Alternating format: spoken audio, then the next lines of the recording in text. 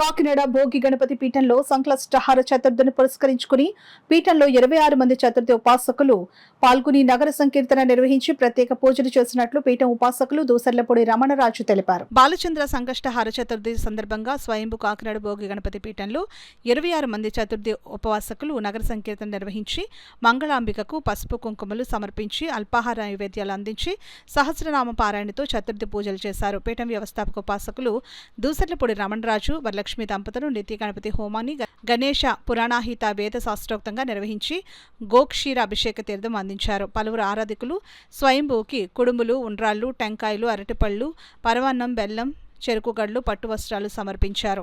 రాత్రి వేళ చంద్రునికి ఆర్ఘ్యం సమర్పించి జ్వాలాతోరణం దర్శించిన తరువాత ఉపవాస దీక్షలు విరమించారు. శనివారం స్వయం పాకం అందించి ఆరాధకులు చేపట్టిన చతుర్థి పూజ పూర్తి చేసుకోవడం జరుగుతుందని పీఠం తెలియజేసింది. శ్రీవారి భక్త సమాజం ప్రధాన సేవకురాలు సత్యమల్లిక, నాగమణి, శ్రేయకుమారి, పద్మజాదేవి, దుర్గా, రాగిణి, మహాలక్ష్మి, ఆదిలక్ష్మి, విశాలక్ష్మి, మంగతాయారు, శ్రీదేవి, రమ్య, మాధవి, పుష్ప, నూకలమ్మ, అంబిక తదితరులు పాల్గొని గణేష పారాయణ చేశారు. సృష్టి ఆరంభానికి మూలమైనటువంటి గణపతి బ్రహ్మ, విష్ణు, మహేశ్వర త్రిమూర్తాత్మక స్వరూపం. ఈ సంకష్టహర చతుర్థి ఉపవాస దీక్ష కానీ, పూజ కానీ, ప్రసాదం కానీ, చూడడం కానీ, ఈ కార్యక్రమాలన్నీ కూడా సర్వ శుభాలు కలుగజేసేటువంటి కార్యక్రమాలు. కారణం ఏంటంటే ఏ దేవత యొక్క ఆరాధన చేసినా, ఏ దేవుడి యొక్క యజ్ఞం చేసినా, యజ్ఞ యాగాలు అన్ని ఫలితాలు కూడా ఒక్క సంకష్టహర చతుర్థి వలన కలుగుతాయి. పరాభవ నామ సంవత్సరంలో అనేకమైనటువంటి ఉపద్రవాలు ఉన్నాయి.